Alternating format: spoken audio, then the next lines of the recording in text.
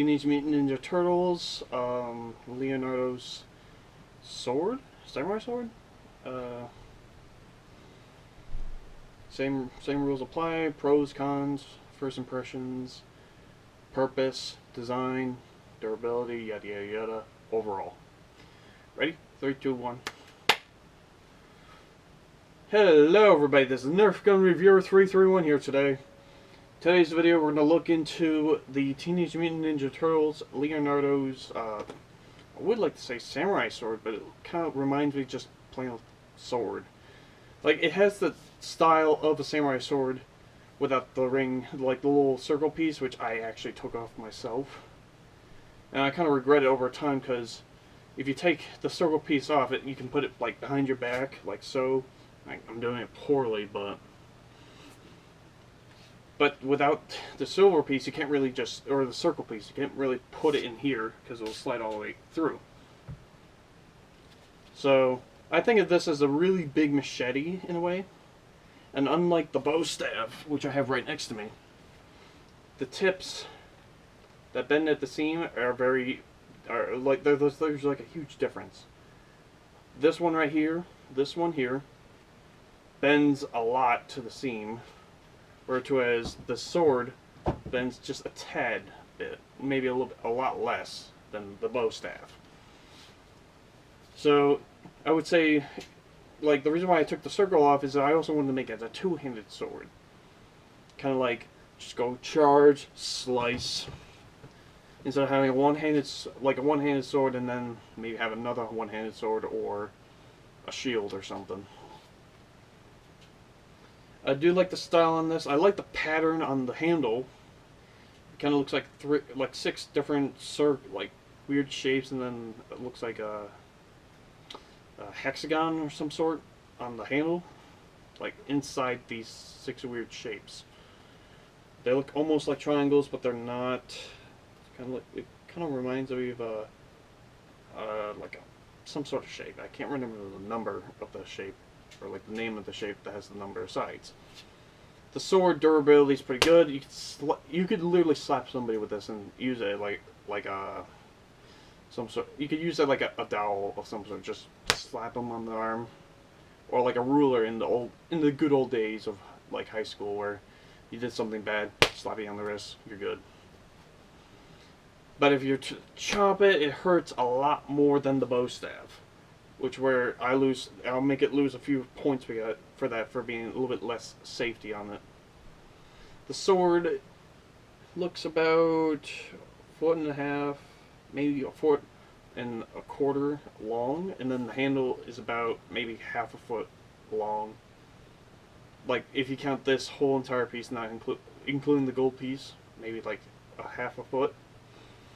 So we're looking about 2 feet, 2.5 feet, maybe 2.25 feet long overall. So it's a pretty small sword compared to like other swords that I've seen before, or the Nerf brand of Enforce. The sword details are pretty cool. I like this part especially. This part right here caught my eye pretty quickly, and that's the reason why I bought it for 15 bucks at Target. And I like it. It's the same thing with the bow staff. It flexes a little bit. I don't like it, but at the same time, it's a pretty good looking sword. It has some pretty good quality. I could squeeze it and like nothing comes out. It doesn't like break apart or bend or some shit like that.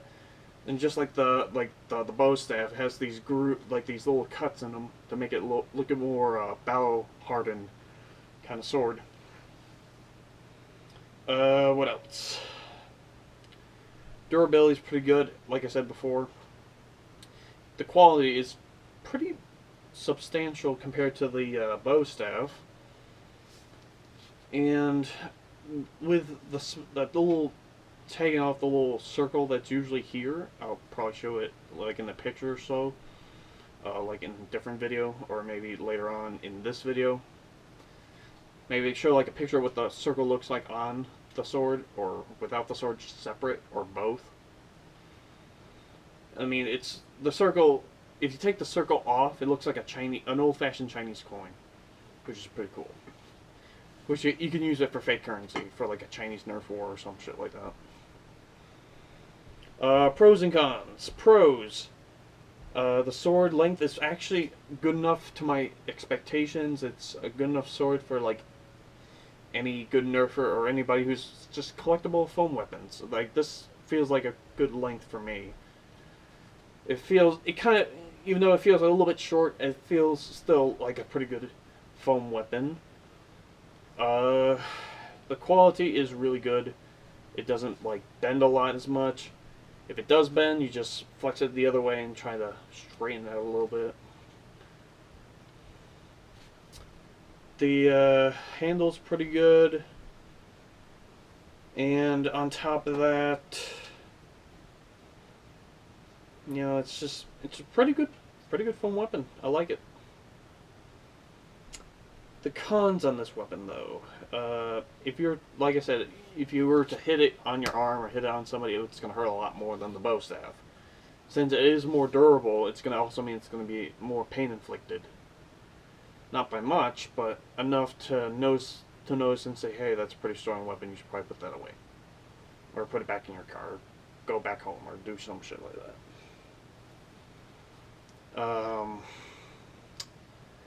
It's $15, so it's not like you don't lose much. It's not like a $30 Marauder's longsword, which I'm still dying to get. And on top of that,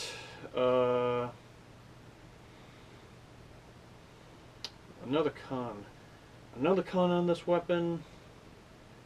I guess just the little circle part, but other than that, it's not really much of a big con. It's like a teeny tiny con.